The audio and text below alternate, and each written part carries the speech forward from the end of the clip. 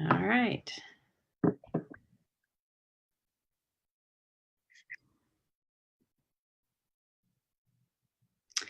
I'm thinking we are live now.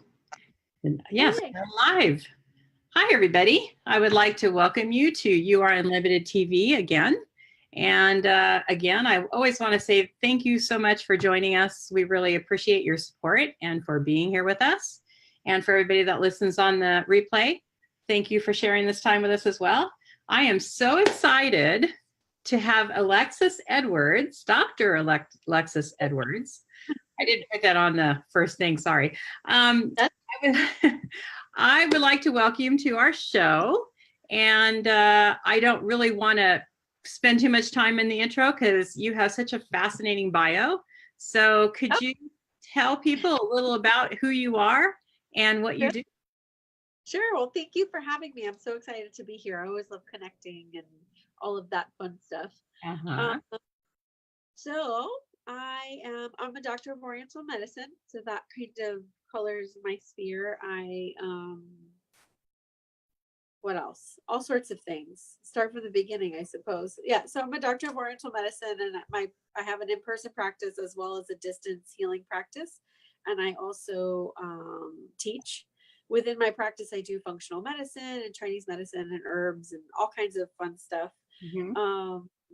I grew up in a spiritual household and with a spiritual practitioner father, and both my parents come from lineages of people who just are aware of the things, right?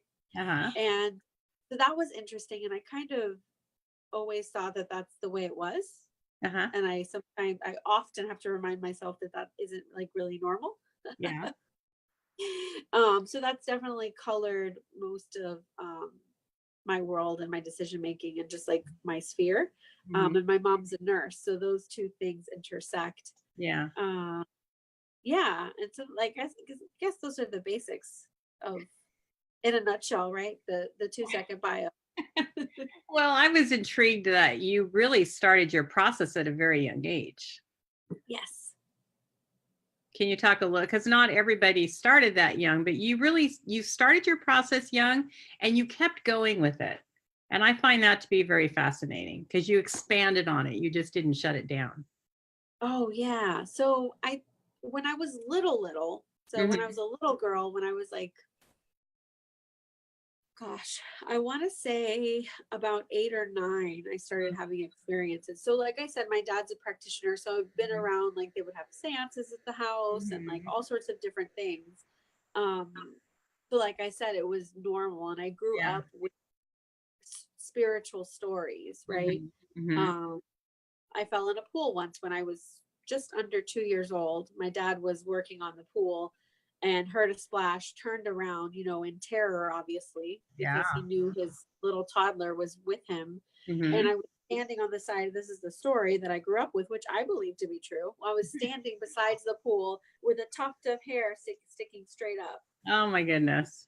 I didn't know how to it was the deep end of the pool. So with things like that, like I had awareness of these sorts of connections. And so I remember when I was around that age, like between 7 and 9, like a lot of prophetic dreams. Like I remember putting it together and thinking, oh wait, I dreamt that last night, or I dreamt that a week ago. And so, prophetic dreams feel different than deja vu, Right. And there's a lot of things that I wasn't aware of, but that sort of thing I was. The dream thing I was aware of sensations. I remember when I really first started noticing like energies outside of me and being aware, it was frightening. And I do think to a certain extent, like I made really clear boundaries, like, oh no, I will not see in the physical kind of thing. Which I think is really common, especially around that age. That's when it really starts to blossom, and it's a matter of like which way you're going to go. And I didn't really express a lot of this to my parents, so they weren't able to really guide me through it. I kept a lot of it in. Wow. Why do you think that you kept it in instead of sharing it with them? I think it was a lot. I think it was maybe overwhelming, perhaps. Yeah. I don't know. Go ahead. what brought you then into the medical side of what you were doing? Because you didn't just, you went into the medical side of it, but you didn't stay there. You went back to the metaphysical side of it, or the well-balanced whole body side of it. Absolutely. So so that being said, I just awareness, didn't really dive too deep into it, just kind of there. Mm-hmm. Lots of experiences here and there throughout. And then when was it? Always had a lot of interest in science. I still do. I love science. Yeah. And I love every time there's an research study or an article that comes out that like matches the metaphysical, and it's like, oh my gosh, they're catching up. So I love that. It's exciting. And so I took a lot of sciences in high school, and then I was actually in my undergrad, I was almost complete with an elementary education degree. Mm-hmm. Wow. And then I was working for an acupuncturist. Okay.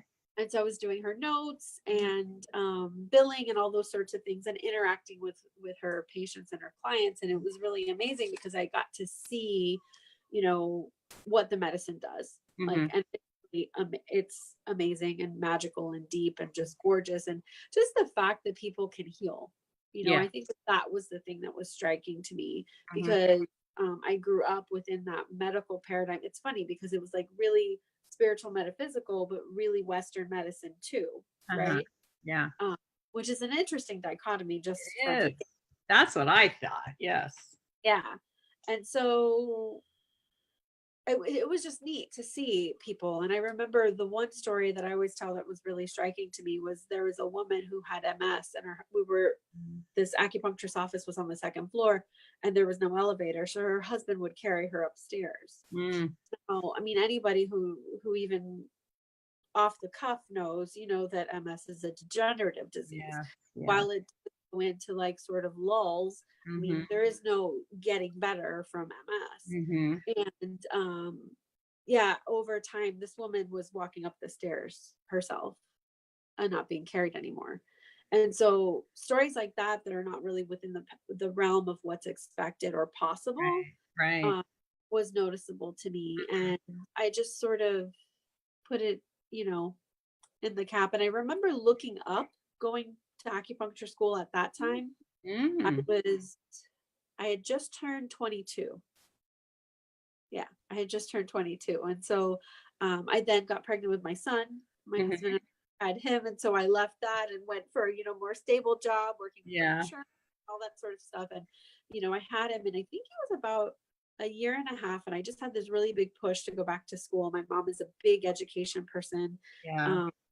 And so I just had that in the back of my head. And I was working with someone, and she mentioned something. I don't even know how it happened. It was so long ago. It was like, those moments that don't actually make sense and how it put together. And we were talking about holistic medicine. And then she's like, you should go to acupuncture school. And I'm like, I should go to acupuncture school. So I went into the acupuncture school. I was living in Miami at the time, which is where I'm from originally. And I walked into the school, and we started a week later. Oh, wow. Yeah. So I did that. And then the group of students that I was with were really interested in the metaphysical side of things. Awesome. I have a tendency to latch on, like you. Exactly. Your people always, we always find our tribe. Right. And so, I lost my train of thought. Yeah. So I took a course. I must have been, I don't know. At that point, I was doing cards and crystals and just like kind of dabbling and interesting and really like opening up at that point, which started, I think that whole part started before I even had my son, just like the kind of growing more, but with just reading books and that sort of thing. But then when I was in acupuncture school, I took my first like intuitive development class. And that was just, that was it. Yeah. It was, the thing that's really important, like anybody that's listening or watching, is like skill is so important. Like capacity is different than skill. Like there's people who, sure, they innately have an ability and they have a capacity, but that doesn't mean they're actually skilled or know what the heck they're doing. Correct. you know? And so sometimes people confuse the two. They think, oh yeah, I can do this thing, but you actually, anyway. They're doing it, they're not living it. Right, exactly. The difference. Yeah, they're not experiencing what it is to do that. Yeah, absolutely. And I think there's something huge to be said within the metaphysical sphere of, you know, the very old school way was to apprentice. It's just what it was. You always learned under someone. It wasn't just reading a book, writing, you knew how to do things. Yeah. That wasn't the way it was at all. And so now, this is a little bit of a soapbox, but I'll say it anyway because it's coming up. But like, you know, it's just that's a little bit more common, I think. Right. Like hang your shit saying, I'm this thing. And like, but what are you talking about? So yes. No, I agree with you. You see that in everything, really. And I was just talking to a friend of mine earlier today, and we were talking about that. About there's people that really are passionate about what they do, and then there's people that just do this job, and there's a big difference. You can tell them. So because when I talk to you, that's the first thing that I got from you was the passion that you have in what you do and how you really love what you do. So you went from doing that and you went into Oriental medicine, and then you had your practice going, and at some point you started merging the two together, and that's when you were channeled and came up with the program that you came up with. Do you want to talk a little about that process? Yeah, absolutely. I'm just sharing it. I realized I hadn't shared in our places, so I was just taking a moment to invite our friends to come hang out with us. We got your mother-in-law here. Oh, hi. She's telling everybody, that's my daughter-in-law. Hi, Marilyn. Hi, Denise. Hi, Kathy, mother-in-law. I did both Denises. We have both Denises here. If you can talk about that. Yes, I have people in my group saying, where is this happening? Where are you? Why can't I find you? So I just shared in there, so they should be able to. Okay. So do we have a question, you said? Then they can ask you questions. Yes, exactly. So melding the two, I would say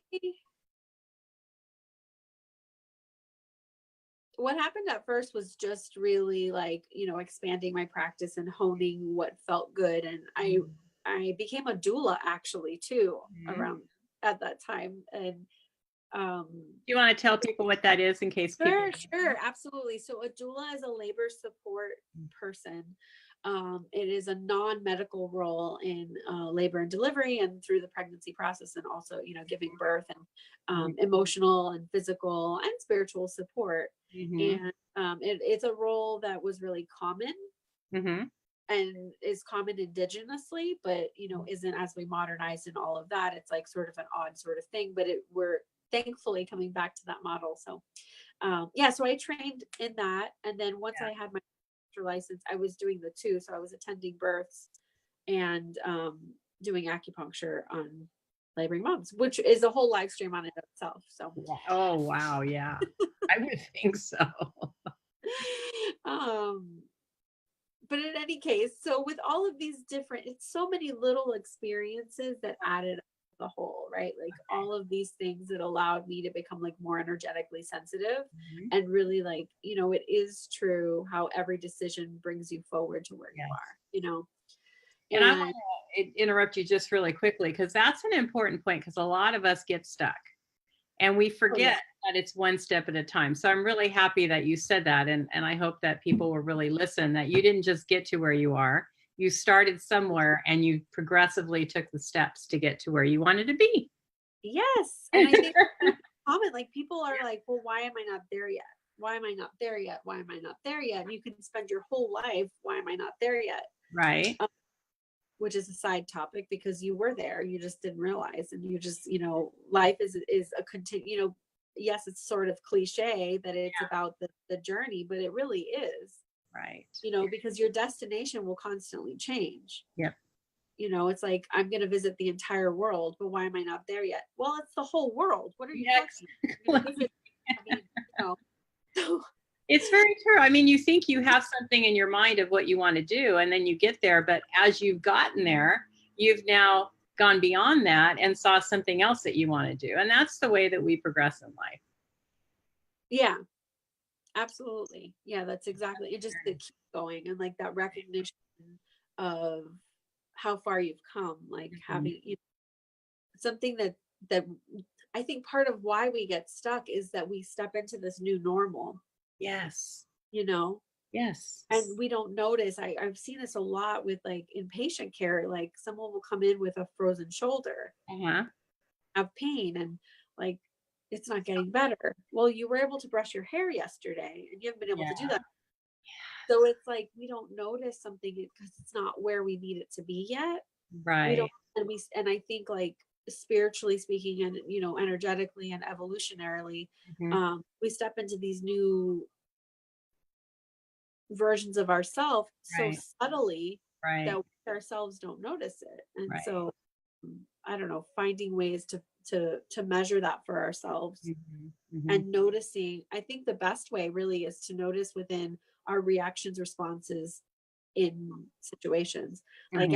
everyone is so much wants like, can I do readings or can I channel or can I like, am I psychic enough or whatever the Yes. heck, or Yes. like healer enough or like whatever. And it's like, the spiritual journey, sure, when we're in roles of service and all of that, that's important.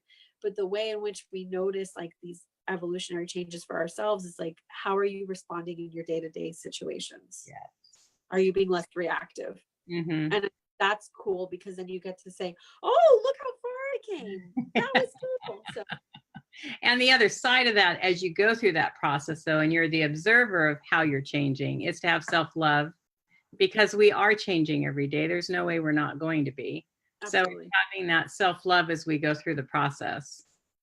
Yeah. It's huge. So, so after all of that, now we've gotten back to now you're kind of weaving these things together. And Yes. yeah, let's talk about that. Yeah, so I started working with a really amazing spiritual practitioner.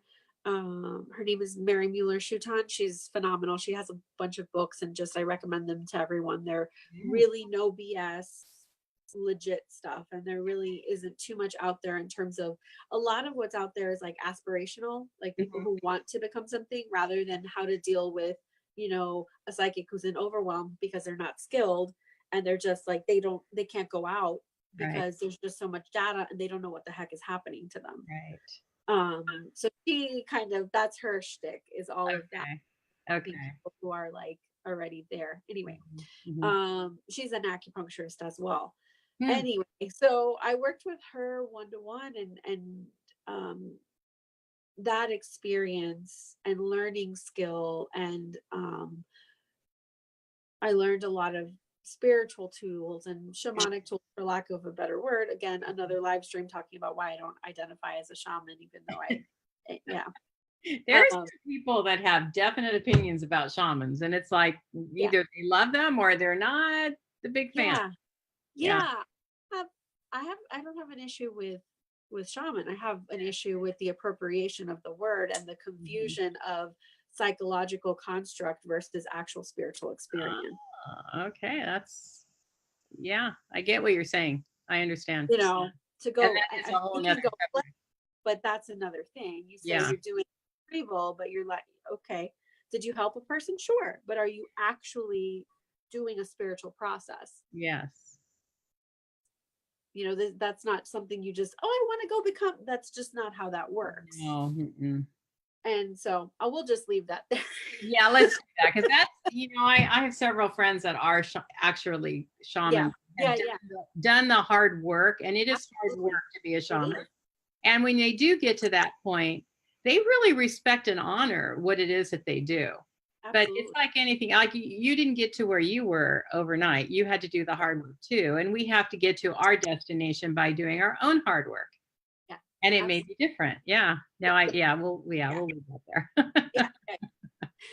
But it is something to explore because it has to do like with appropriation of culture and like how actually we should talk about doing that because that would be so lovely. One of my favorite things to talk about is like how what happens to us as immigrants into this country in terms of the loss of magic that happens. And Mhm. part of like what's happening now is that there's this reclamation of magic, but we're like without a tether. you know, we don't have the old nanas and grandmothers and to show us the way, because there's this loss of magic that happened entering the United States, honestly, more than anywhere else. Mm-hmm.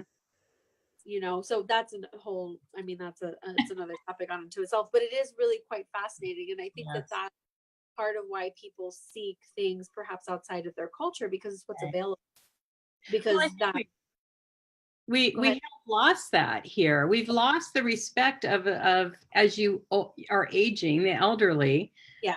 They, instead of going with wisdom, they go with being stupid. I mean, we've gone the other way. We look down on the elderly. They can't do these things. They can't drive. They can't whatever.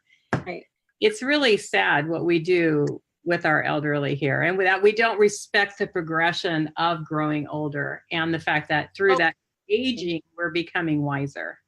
Oh, absolutely. And something that I really am passionate about, which is sort of odd because of my age, but like that croning phase, it's something that's really like, that's when we put women out to pasture, right? Right. Yeah. And like, that's when they're the most valuable, honestly. Yeah. Yes, we create and we do all this, but like there's so much wealth and beautiful knowledge, and like I don't know, it's just, but anyway, that's, again, we should make a list of all the topics. I was just saying, we're now getting a series going here. But, you know, I think that's really important because I don't know, I went on a little tyrant the other day about women's rights and the movements that are coming and all that. But it's not about women and men. It's about individuals being who they are. And that's one of the things that we have to really impress on people as we grow. There's nothing wrong. I hate it when people say, well, you're just a kid. Well, no, they're at that stage for a reason. And we have to help them progress as we are progressing. And we have the help as we progress. And that's the way it should be. And we've lost that. That's really sad. And you're right. You know, we are thrown out to pasture when we hit this certain age. Like, we don't matter anymore. Yeah. That needs to change. Yeah. It absolutely does, because it's absurd. Yes. But we will make that happen. So where were we? Somewhere. We're going to go on some more commercials. Oh, I'm sure. We'll okay. So go back to, you're in your practice and now you're starting to put more of the intermixing the modalities that you've learned together. Yeah. So that, you know, like we said before, experience really is the best teacher. Of course, also having appropriate skill is a great teacher too, but you know, experience, once you have that skill, is really important, because that's what helps really expand things out. Right. Really start to learn who you are as a practitioner, I think. And so my abilities, just in terms of, so I'm primarily claircognizant and clair sentient, so clear feeling and clear knowing for people who don't know what we're talking about. So those abilities really, really amplified, and we're just getting bigger and bigger and bigger. And I had like a lot of synesthesia into like seeing because of it, because it just kept, you know, and there was a lot of confidence building that happened, right? And something that really guided me, that continues to guide me, is I remember from the time I was a little girl, really just wanting to do what I was here to do, which is such an odd thing as a child. Like, I have a lot of odd things, by the way, but anyway, I was a very odd little kid. So, gosh, my brain went away. You just were being you. Yes. You just have to say that, because you're not really odd. It's, some people don't know what they want to do. Some people do. And it's just, you had a passion and a direction for sure in life, and you embraced it. Yeah. And I think that it's outside of what is culturally common, let's say that. Right. At stages of development. So yeah, I always wanted to do what I was here to do, like to the point of like painfully I just want to do what I'm here to do. Like, it was, I don't know how else to put that, because it's something that has guided me throughout. Yes. Where I do a lot of the things that I do and the decisions that I make and teaching and learning, and I just like do them. Like, I get an insight to do it and I just do it. And, you know, people say, well, Alexis, how do you, I don't know. I just, when it feels correct, it's in front of me for a reason, and I don't need to know the why. And I think anyone listening, if you get one thing away, that is, you don't actually, the why is none of our business, or the how, or like any of that. Like if something feels correct, you know, and it feels aligned, then just go do the thing. Yes. You know? Because you'll find the way as soon as you start the path. You'll find. Yeah, absolutely, absolutely. And it's like, I think you did say something really interesting that I really like, that you said how I continued. Like it wasn't just that I started young, but that I kept going. And I think that that's so important to people, for people to take away. It's like that keep going kind of thing, Right. is really important. Yes. So there was all that keep going energy. It was all of the, you know, at that time, I was in a practice where I was seeing about 75 to 100 people a week. Wow. So that's important to say, because I don't know, I was like superhuman at the time. I have no desire to do that again, but it was such a good time to do it, because I really like, talk about being thrown into the fire and being built in fire, you know, because I just did it. Like, and I served all these people, and I was integrating the spiritual work in with the acupuncture, seeing Wow. the volume of people. And so I was really able to know my shit, basically, because in it, you know. And part of that experience, of not just part of spiritual work, is having the relationships, you know, those external spiritual unseen relationships. So having teachers that are non-physical, right? Yeah. And those sorts of experiences, that is what led me to the expansion principle. So during that time, you know, interacting with my ancestors is a really big thing, and honoring them, and being guided by, you know, a primary answer that kind of speaks for everybody, and that sort of thing. It was really important and helpful for me. And that's really what helped me get my stuff together, and like just that keep going. And there was such a beautiful familial and familiar sensation Yes. on that relationship. And so, and it was safety. It was learning that energy that I don't understand is safe, and learning discernment is huge, of course, in that as well. Yes. And something that from the time that I started really diving deep into this direction, like way deep, the name Simon kept coming up. And it was a name that came up. It just was kept like, you know, knock, knock, knock, knock, knock, knock, constantly. And, you know, I was working with my teacher at the time, and, you know, she was just so wonderful. She could really, very much see what was going, but it's like, let's just slow our roll. Let's like do things as they need to. And, you know, there in the development of all of this. And it was a really intensive year of working together, honestly, you know, when you're in this stuff. And I think about 6 months in, I was learning some new thing, and I got a little stuck, and I got stuck in fear. And it's something that I continue.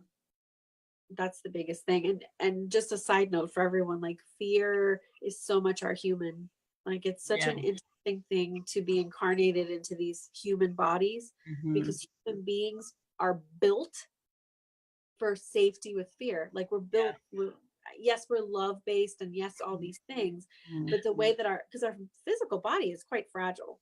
Yes. And so in order to keep our physical body safe, like we are created in a way where our you know, endocrinological system, that's what keeps us safe. So being afraid is what makes us have all of that response, all of that you know, flood of chemicals and hormones. And I say that because sometimes it's so, well, I'm just so afraid. Oh, fear, fear, fear. And it's like, hang on a second. You're built that way. You're human. There's a biological process. And that's, you know, I like to think of that part that holds you back as the human, not just the ego, because ego to me is more of a psychological construct. And there's more than that. It's not just our minds that are in the way. It's our actual physical form. It is being human. So I say that because that's the biggest thing that I continue to work on and struggle with, is that fear thing. That it's just normal. It's part of it. You're not alone in that. I mean, we all, no. And but the thing I want to do is have the balance here, because I hear what you're saying, and all of us do. We're definitely affected by fear, but it's understanding everything that you just said, because that's all a chemical, physical thing. But then we have to work through that and learn in ourselves, which I know you're going to talk about, because this is where you're going to hold all this, to keep moving forward. So I just really want to impress that in anxiety, as Sherry said, that those play a part in our everyday activity. But just because we're human and we go through these expressions, we still are a soul. And that's going to help us be the driver in getting this car to start moving again, because we can't stay in the fear. No, we can't. Absolutely not. I think, and the only reason I brought it up in that way is because it's just common. Like, people will say, well, I'm stuck. It's like, well, hang on a second. Like, you acknowledge why. Like, if you're doing something wrong. Yeah. And it's, something that I to talk about a lot is that, it's getting to a point where you're more soul led than human led, right? Yes. So we need to make friends with it. I think we're taught that we should, control our fear. We should be mad at our fear. It's a bad thing. It's not. It's some actually emotion that we need to make friends with, because it's telling us something. Yep, it sure doesn't is. mean we have to listen. Yes, all of them. Yeah. And and the thing about fear too is, like, it often will show us what matters to us. Yes, exactly.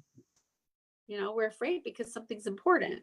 Right. Like, if you're afraid of something that, anyway, we can go on. I'll try and stay a little more focused. You're doing fine. So thanks. So in terms of all of that, processing the fear, it was like a wall. Like, I couldn't really move forward. And so I did some exercises with, like, okay, so where does the fear live? What do I, what is it trying to tell me? Just, interacting and interfacing with it, which is what you do, right? And what do I need to be okay? What do I need, to help work with this fear, right? And what came up really clearly was the name Simon. Wow. Yeah. And it's like, okay. And so I told her, and she says, well, check in with your ancestors, check in with your peeps, and, ask, is it time for you to meet him, to interact? And so I got, like a resounding yes, like, what in the world are you waiting for? Like, can we get on with the show, kind of thing. And he, is a non-physical, multidimensional being, for lack of better words. Uh-huh. And it's a relationship. In the beginning,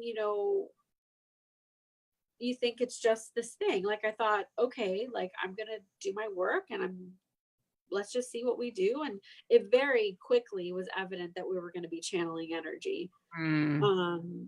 And so, the attuning process to that for myself, and like that takes a long time, just, and something that we've noticed and suspected that at this point, I'm aware that probably started to try and come in when I was a kid.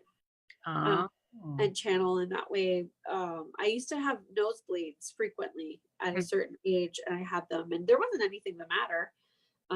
But anyway, so where are we? We are so in channeling the energy, having this relationship, really, because when you're interacting with non-physical, it's like any kind of relationship. And I just want to, like, sort of throw in a side note for everyone listening to this. Like, this isn't going out and looking for a spirit to work with. This isn't like, be aware, know what you're doing. Please do not tonight, like, just go, like, actually, like, know what you're doing, people. Discernment's really important. So anyway. Very important. Very important.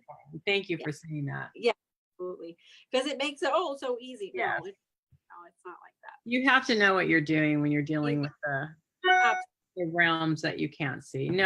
Work with people that are knowledgeable and know what they're doing. Absolutely. Yep. For sure. So we started channeling energy, and I started doing it with my clients, and that was a whole process, right? And like learning how to do that, and like what worked, and what were we even doing, and like how did the clients take it at first? I mean, it definitely is a learning process for you. How did they at that point, I was probably about 3 years into the practice. Like I mean practice, like the actual physical place that I worked. Yeah. And So I had most of my clients had been with me like 2 or 3 years at that point. Okay. And so what I will say to anyone out there saying, no, I can't tell people, when people are ready, they're there for a reason. They're interacting with you for a reason. People, when it doesn't match, they fall away, allow it to happen. Mm-hmm. Don't try and hold on. Don't try and make things be the way you think they're supposed to be. Yeah. You know, that's probably the best recipe for banging your head against the wall that there is, right? Yeah, exactly. Yeah. So I just, as I became more open and ready, I was having more and more clients coming in really open and ready.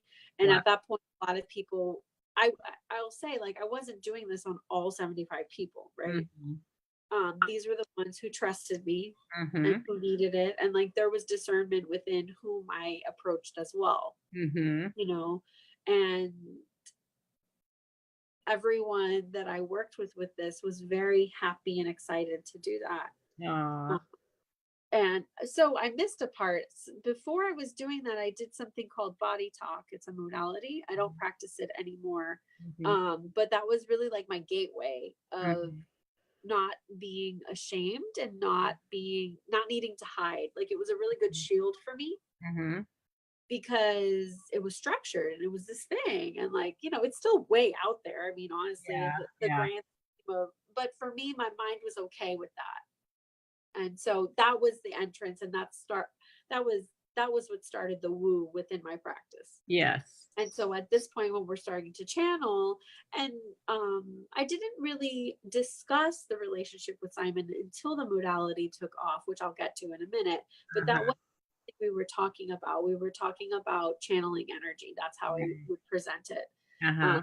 Even now, I'm kind of surprised at the depth that I'm discussing it, but it's not a secret. It's on the website and it's on places. And, um, yeah, it's something that just evolved. And oh, you were asking about people. Yeah, they were just cool. And for people, very few did actually know, but Yeah. most of them didn't. And it was channeling energy, and they were comfortable with it. They're like, of course, please help me. And so then we started. Go ahead. So when you're saying very few knew, very few people realized that you were channeling this energy. Is that what you mean by very Few people realized? were that there was a consciousness behind. Okay. Other than just you, that there was another Correct. consciousness working with you. Yeah. Awesome. And honestly, that, like, the universe is conscious, energy is conscious. Like, it's so, you know, it seems like this weird thing, and it's really not. No, it's not. It's not common.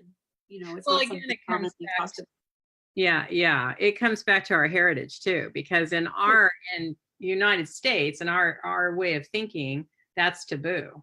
That's bad. That's not acceptable. Yeah. Or in other parts of the world, it's more acceptable. Yeah. Yeah. Yeah, absolutely. So I've always been aware of like that outlier kind of thing, and being aware of, you know, standing on the corner with a sign saying, you know, the end is near. That's probably something that is going to label you as an outlier, as a crazy person. So Yeah. doing those sorts of things, let's not do that, right? And Yeah. so approaching the spiritual and metaphysical in a grounded way has always been really important to me. Yeah. And to really just, it is what it is. You just say it, like, you know, your delivery is important. The way that you discuss things are important. Being grounded in what you're talking about is really important. Like, very few people are going to listen to you if you're running around like, oh my gosh, this thing and I'm channeling. It's like, just chill out. That's me. Probably part of that is my personality, but. Well, you said that even in what you wanted to talk about energy, people pick up energy. So if you're going to have that, I don't believe it energy, then that's what you're going to put off to the people that you're working with. They're going to feel that I'm not really grounded and very passionate and committed to this type of modality. They're going to pick that up. Absolutely. And, you know, the other thing that they're going to pick up, you will attract. So like, let's say, like, when I wasn't ready, I wasn't having clients that were going to talk to me about these things. Once I started to be ready to do this kind of work, and even like when I started mentoring, what happened? All of the people walking through my door were like people who needed mentoring, who were like psychic was all get out in different capacities, and just didn't know what in the world was happening to them.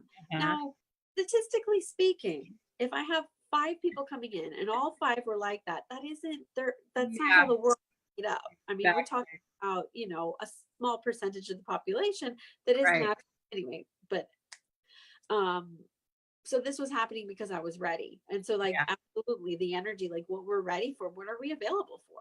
And that's what we'll see more of, right? So Right. Exactly. If you build it, they will come.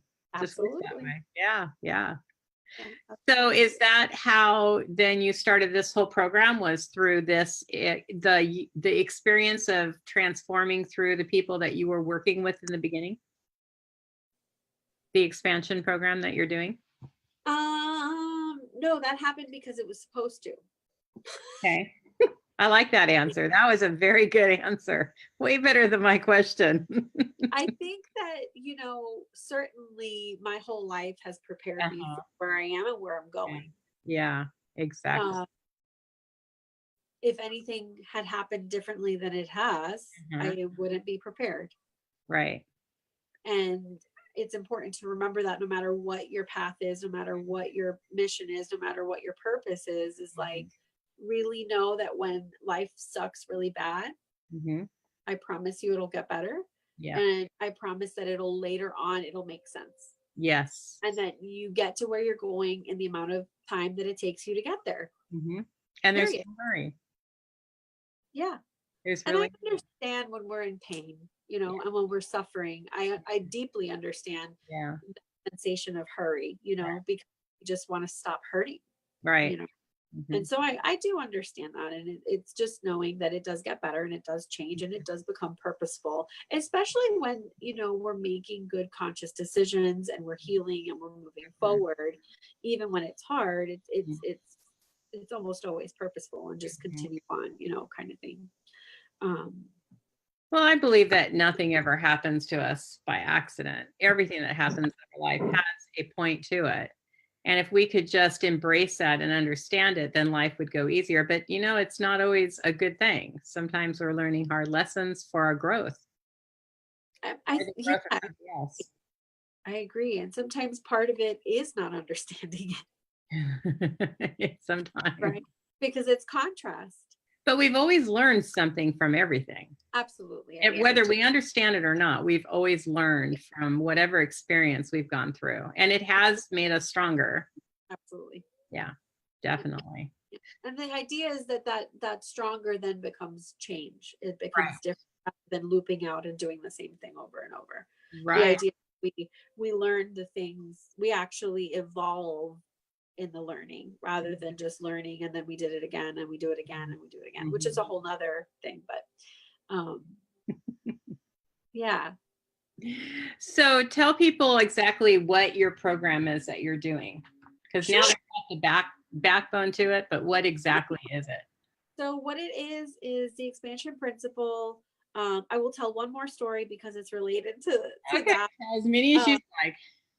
so Fascinating. so after I was like channeling the Mhm, energy and mhm, like relationship and working with it and all of that, really all of the time, essentially, mhm. a I think that went on for a couple of years, just like that. And I thought, this is what we're doing. This is my path. I'm going to have a practice. I'm going to have this big thing. Okay, cool. This is all I'm going to do. This works. And then I was having a massage one day and the words expansion principle came in and Wow. then they left and they came in and then they left. And I'm like, well, if I'm supposed to do something with that, I have to remember. And then it came back in and it stayed. And I'm like, okay. And then it just started, I started getting these tidbits of, Mhm. no, this is not just for you. I'm like, okay, sure. And we're going to tune somebody. Okay, sure. And I think at that point I didn't overthink it too much. Uh-huh. I just sort of knew, I don't know. There was a lot of cuckoo and spinning out and all that stuff because I'm human, right? But Yeah. like in terms of like, in terms of that part, I just like, Right. okay. And then I knew that was happening, that was coming. I hadn't concrete business wise created anything. And like, I didn't make the modality. It's something that happened, that was born, and that needed to exist and has existed. It's just our awareness of it. And so I was at a retreat. I was in a spiritual business mastermind group, and we had a retreat, and one of the women there, so the way that the coach set it up is that there was coaching sessions with her, and then there was 3 or 4 different rooms set up with different types of activities and exercises to do. And so because it's a spiritual business mastermind, it's like, you know, reading cards and da da da and all this stuff. And there was like you know, a mediumship or whatever kind of room. So this woman and I, who had just met, by the way, really liked her. Lovely woman. She's a DO. So she we were doing all of the stations together. Okay. Now in this, what's important to note is that I had friends in this group, and they were all busy with doing something else that they had been planned out. They were part of a structured thing that was operating over here, and I wasn't. What was the reason I state that is because had I been doing it with them, it would have just been this light, fun kind of thing. Yeah.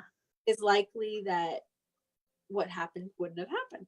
So anyway, so I'm with this woman, we're sitting down, talking about mediumship, talking about channeling, and I'm teaching her to do something. And I somehow tell her about, you know, the energy in Simon. And she's like, well, do you want to channel him? And thinking sort of like a la Seth or Abraham Hicks, right? And he doesn't really roll that way. Don't really do that, but so I got the nudge, like, we're gonna attune her, ask her if she'll be attuned. And so I asked her, and she said sure. And I didn't, at that time, I didn't know what I was doing. Like I said, I didn't create this, right? It was like a co-creation, but only because I'm the human passing it through, like, right? And so I just listened and did what I was told to do. And like, she felt something, and then she was able to send the energy to me. And that was that. A modality was born. Wow. Yeah. So what was how did she react to how you attuned her? What was her results? What were her results? Sorry, my grammar. No, oh, you're fine. So there's physical sensations and awareness of something altering and changing in her body. It's so the first level of attunements is broken up into 4 attunements. What I've checked in my understanding is that she only received the first of the 4 for the first one. Oh, okay. And we'll get into why later about all that stuff. But anyway, she actually was able to transmit the energy. That's the result, is that she was able to transmit the energy. What we noticed is that it worked best on physical pain, not really too much else. And so, you know, as the modalities developed and I have attuned people, there's a difference. You know, there's each layer it's like a layer that enmeshes. So it doesn't surprise me that that's all that was. It was 1/4 of the entire level 1, right? But she was able to utilize it. And so, you know, asking what the results are is that she could use it, and it actually was doing something, reducing pain. And so after that, it was like, okay, we're going to attune more people. And I had known we would attune one and then others, but I didn't really plan it out. And like, you know, it just sort of happened. Yeah. Yeah. At that point, I got in my own way and like the human and like blah, blah, blah, blah, blah. And then after a couple of attempts of rolling out the program, we finally got it going in June and had 7 practitioners for the first round that were trained. And so now that we said that, we'll say, what in the world is it? So the program is becoming, the main thing about the program is becoming attuned to the energies. And being able, like I would say, that is 90% of the program, and the purpose of the program and the value of the program is becoming attuned. and what happens to a practitioner and the evolutionary process that's occurring for that person. Mhm. So these expansion energies, what they're doing is they're healing that spiritual soup that we have, right? The spiritual soup meaning all of the things that are held within our DNA. So it is healing the DNA because that's what holds our stuff, our trauma, our all of the things are, both ancestrally and, past life and collective consciousness, and like just all of the things are in there. And that's part of like, that's what holds us back. If we were to label what holds us back, it's like that soup. That's what requires healing, right? Yeah. Mm-hmm. So yes, time's not linear, right? But we experience it as linear for the purposes of healing and learning and growing. And so healing those pieces, those things that have happened before us, heals forward. And that's what EP does, is that it heals all the way forward to us and all the way forward to our progeny, right? And that's, we're changing and altering a piece and changing the resonance, healing the resonance of something.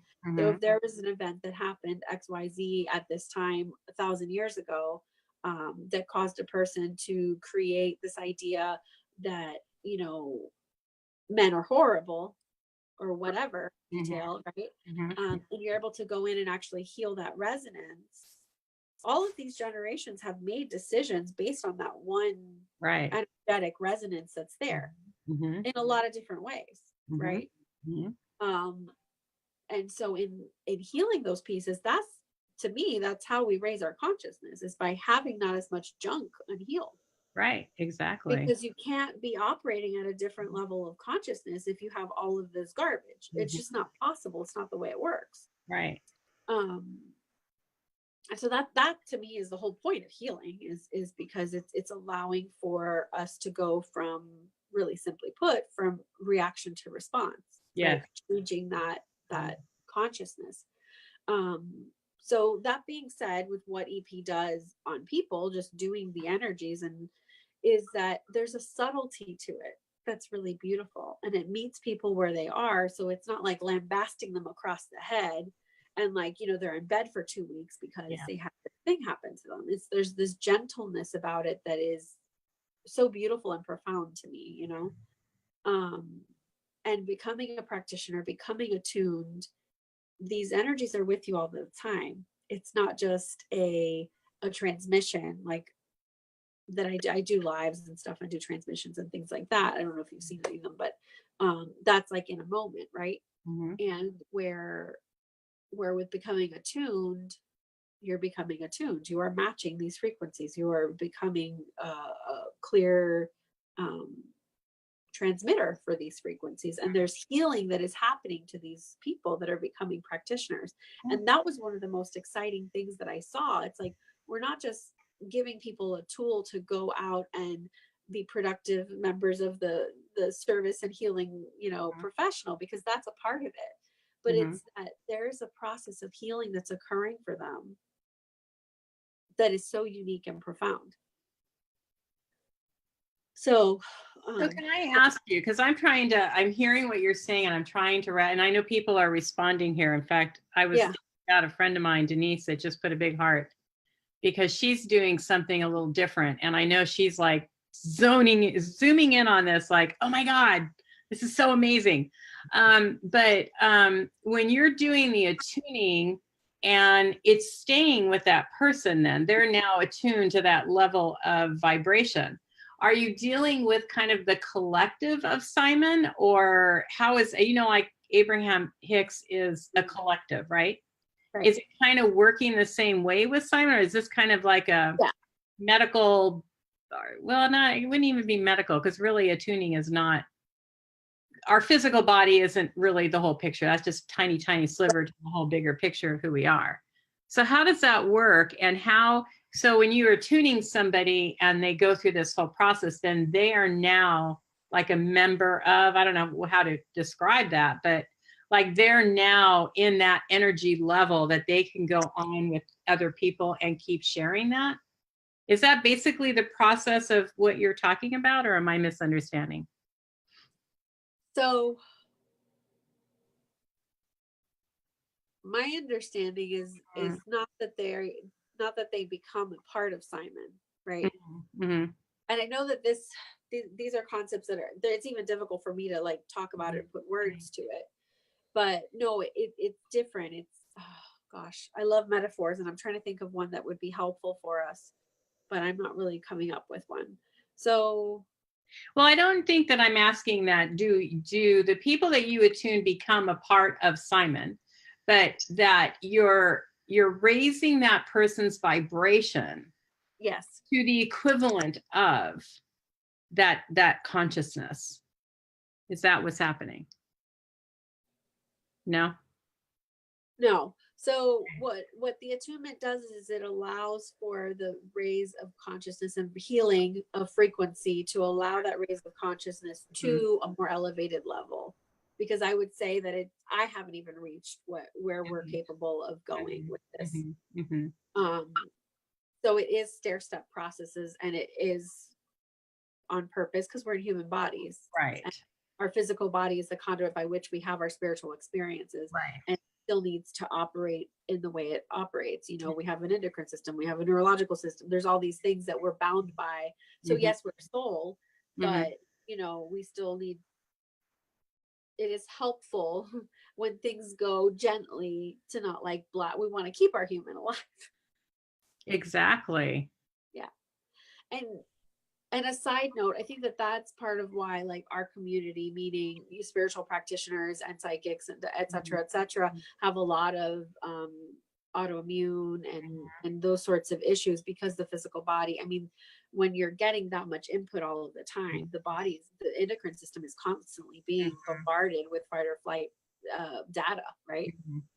Again, that's a little side note, but that's important in understanding. Like, that's why doing things in a gentle way is important. That's why this is just a part of where we can go. So yes, it does help heal to raise the consciousness, right?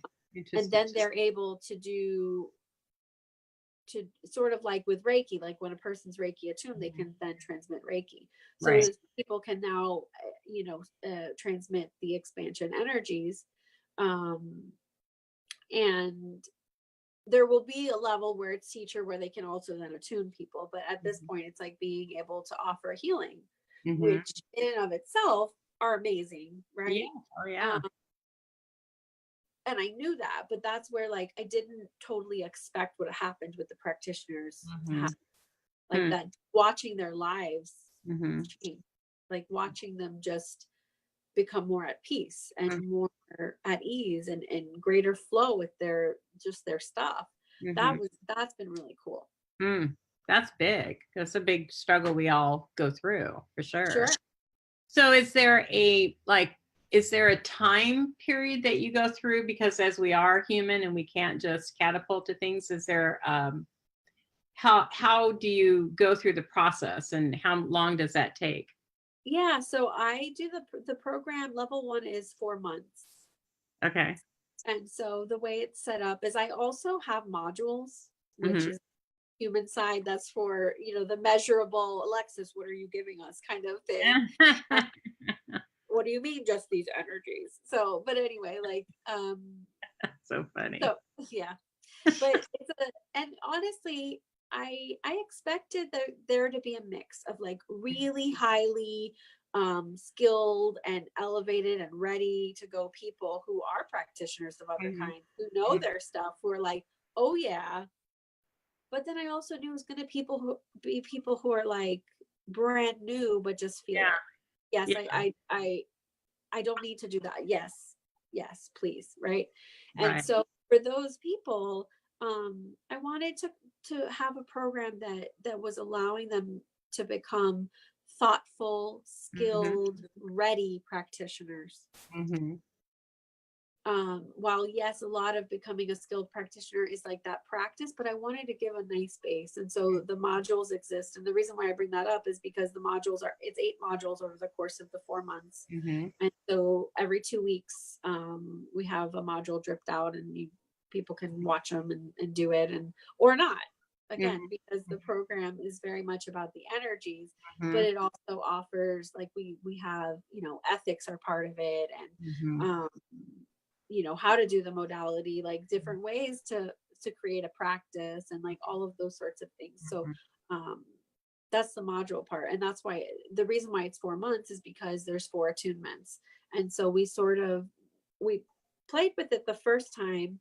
We had a month apart. Each one was a month apart. And it felt like towards the end, it felt a little long. It's like, okay, we're ready. And so the second time was I did a month apart for 1 and 2.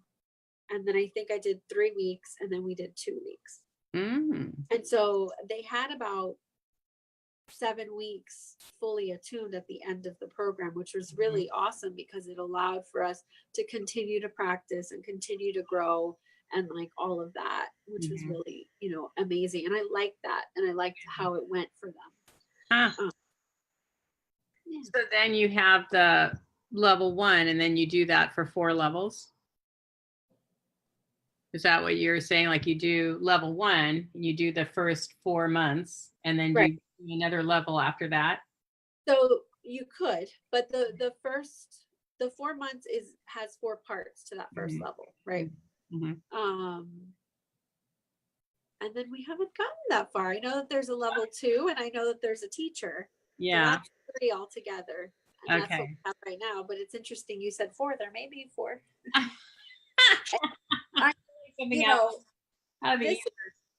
Right? And so our plan in terms of just everything is within the next 18 months or so to have some of our students become teachers as well. And so, and being it, because I can't attune everybody, it's just realistic or possible. And, I know that this is important. I see what this can do, and again, the little girl who just wants to do what she's supposed to do. Right. So the best way to go about that is really to have teachers and go out and attune other people. Right. So on a practical level, it is, for someone who's really engaged and captivated and committed, it is something that can go on to be a career, and being able to not just be a practitioner, but also teach and that sort of thing. So. What are some of the feedback and the results that you're getting from the people that have been with you? So in terms of, because it's 2-part question, right? The people who are just recipients of the energies and healing sessions, and then the practitioners themselves. So I mentioned I was a doula earlier, which for those of you just hopping on is a labor support person. Thank you for saying that again. Yeah. So the reason I mentioned that, because I utilized the expansion energies a lot in labor, especially towards, I haven't attended a birth in quite some time, but there was a period of about 12 months that actually it was less than that, a period of 6 months when I was just at births all the time. Like, where's Alexis birth? And so it was interesting to me because their birth and death are very similar. And spiritually speaking, there's a lot of spiritual and energetic things that are occurring during those 2 processes. And the amount of healing that occurs and that has the ability to occur in both those experiences. There's just, because in death, there's absolutely, if a person is well supported in death, which in this country, we do a poor job of that. But when a person is well supported in death and in the death process, there's just this beautiful ability to heal so much matter and heal so much material, right? And the same is true when a woman is laboring. There's so much that comes up, and it's really beautiful. And like the expansion energies, what they're doing is healing at the root, right? They're healing at the origination. So you combine that with a person who's already, ripe for healing, because that's what the process is, right? It's birthing a life, it's birthing a mother, it's healing generations, it's just all of these things. And so what I noticed was, and from doing it and not doing it with the same person, like I could tell and notice changes in pain reduction. EP's like, pain is like no issue. Like that's it's easy to do with pain. But also what I noticed is And birth is a tricky one, just like anything. Like, it's so easy to say, well, we don't actually know if that helped or if that's just what was going to happen, you know? Um, Yes, I do and know. that is what it is, you know, what are you Yeah. gonna do? Uh-huh. But yeah, allowing for things to flow with more ease. Yeah. There's this part of me that wants to say it sped up the labor, but that's not quite what it was. It was allowed the process to flow with ease, right? It allowed for dilation and like all of this stuff to flow with ease. Mm-hmm. I'll say, you know, in terms, again, results in terms of the modality itself, without even talking about becoming a practitioner, but just the modality. It's when I first started doing it online, because for a long time I'd only done my practice. Wow. How And long so have you been doing it online? how long? A year and a half? Wow. Feels like yesterday. um yeah, but I was just kind of thrust into the online space, and I I really try hard to just listen. I don't always do that, but I Yeah. really try hard to listen. And it just was like, okay, you're gonna go do a live and you're gonna do a transmission. Like, what? What are you talking about? I've been there. Oh gosh, right? I know And then exactly you what you're do it. And it's like, you know, and people show up, and Uh-huh. then we change the world. Yes, Um, you're right. yeah, and so doing them, that's, I learned a lot from that. I learned that distance transmissions are almost even more powerful than in person. Mm-hmm. I agree. It's crazy. It's Mm-hmm. just crazy. I think part of it is because there's a certain amount of faith already when a person says, yes, I believe you can do something for me, and I can't, you're not in the same room as me. Mm-hmm. It allows the mind to go sit in the corner a little bit, because a lot of healing is just asking the mind, can we do some stuff? We're busy. Can you just hang Yeah. out? And I find that online it helps that happen. There's this faith, there's just enough space of like, yes, something can change. Mm-hmm. And like pain reduction from 9 to 0, like chronic migraines, like just crazy stuff. The pain stuff is just it's in the beginning, that was the most common thing that people were saying they wanted help with. Mm-hmm. And I think part of that was probably for my own process to learn and really do my own research of sorts of what it was doing in a really big way, right? But then also the psycho-emotional type stuff, Yeah. because, you know, pain is measurable, and that's great, and Yeah. that's important, right? Mm-hmm. But that psycho-emotional piece, that being able to heal something, like, you know, always being afraid. Oh, I had a client always afraid that she was going to lose her children, and specifically her female children. She had 4, 2 of each. Mm-hmm. And it was just like, she's like, oh, I worry a lot. And we talked, and it's like, that is not worry. Worry, you can process, you find a solution, and you put it away. Right. This is, you know, something else. Right. And so we did, you know, some energy and did a session. And I then asked her, okay, well, think about something happening to your girls. The sensation wouldn't come up. That fear, that deep like anxiety, and like it just, she couldn't touch it anymore. That's the thing. Go ahead. Have you been keeping a diary or notes so you can like maybe use this one day in some kind of medical partnership? I have, and I also have, that's one of the plans for the next year, is I'm working on measurable stuff right now. Mm-hmm. So I have a couple of different people that have different instruments that measure frequency, and just there's different ways to do it all. But that's really high on the priority. Number one, measuring the results of the person, right? Yeah. In different ways. One of the things that I really want to do is thermography in the moment, like noticing that. That would be cool. Frequency, like there's just so many different ways. I don't just want to measure it one way. Like I want to measure it. I just want to measure it.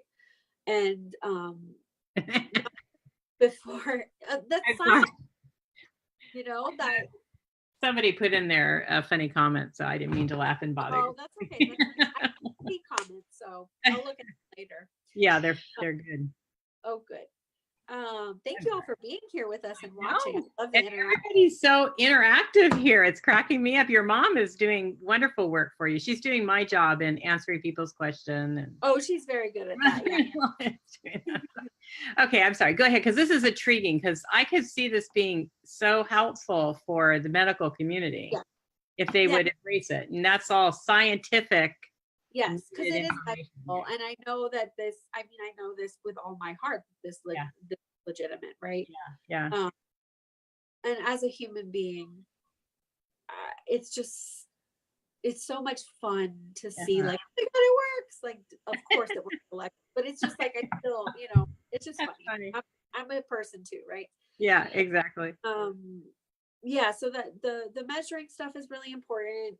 The changes before and after for people long term, so not just before and after a session, but like before treatment at all, and then like 6 months from now, like what is happening, what has changed, what is staying changed, as well as measuring. And I don't know how this would even work, but like what is happening with the practitioner as the energies are being transmitted, because that I find really fascinating too.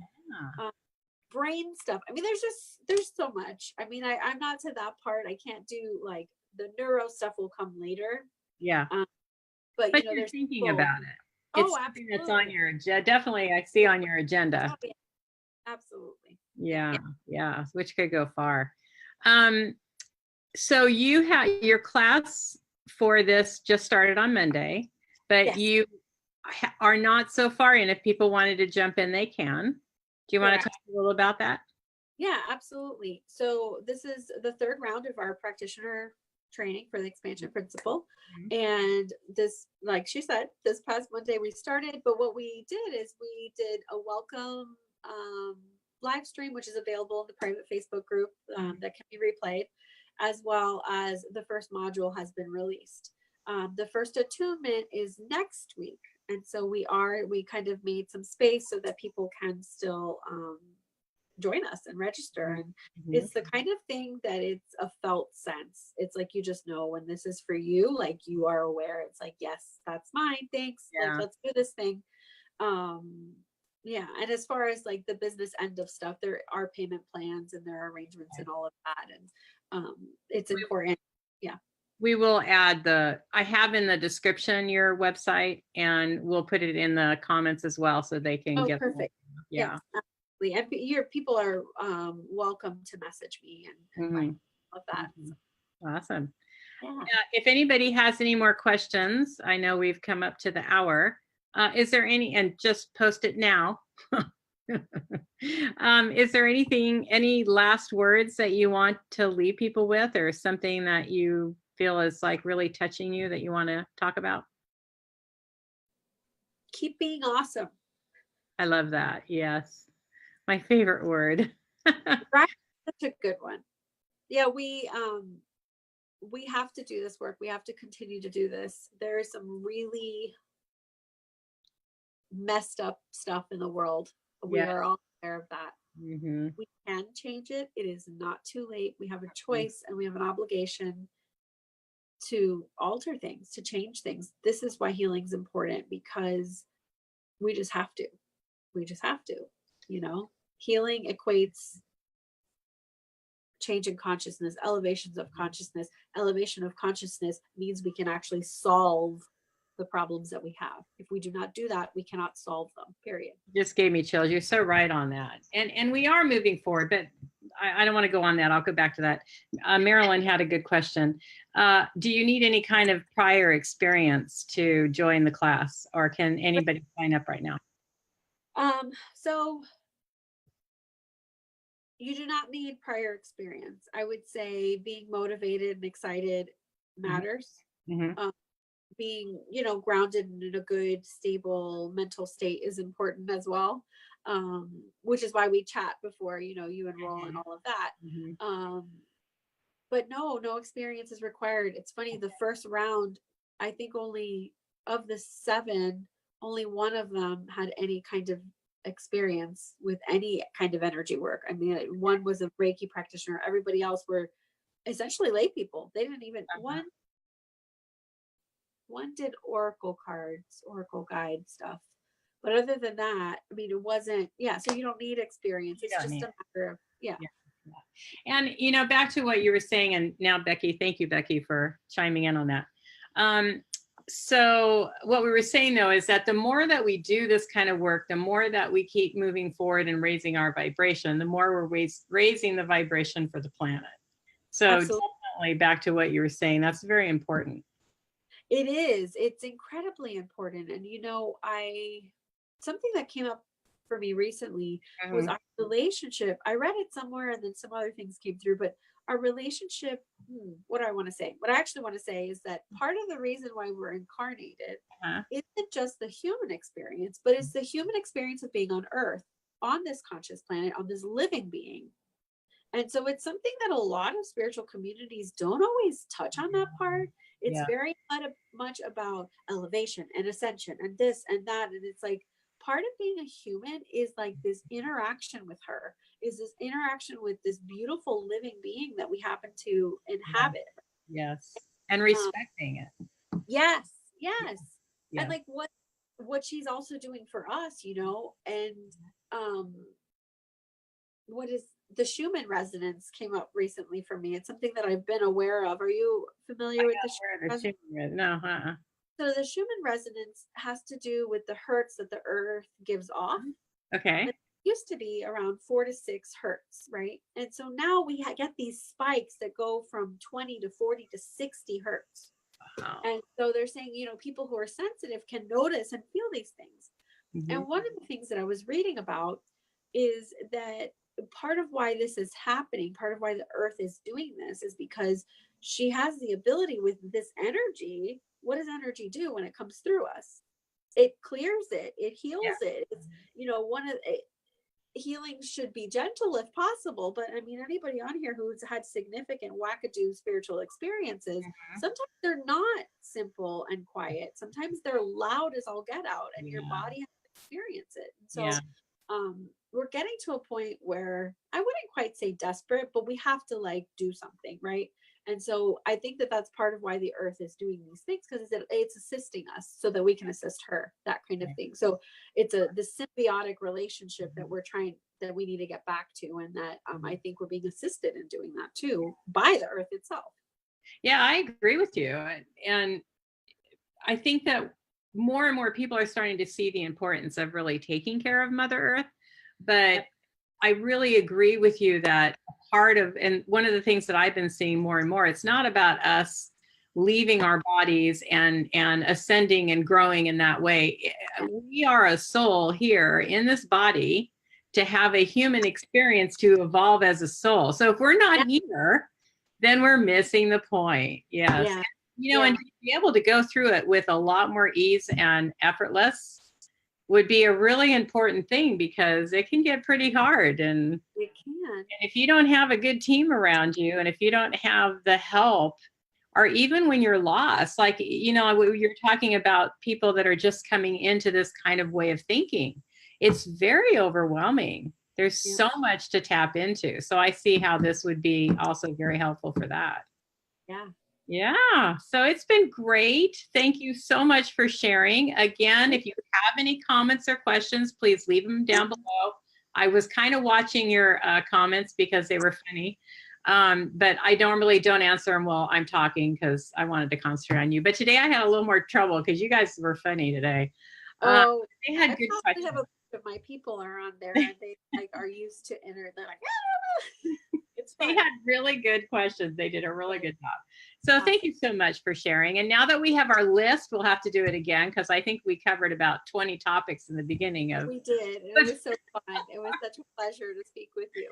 It was. Thank you. And thank you, everybody. Leave your comments. Thank you for watching this on the replay. And we will talk again next time.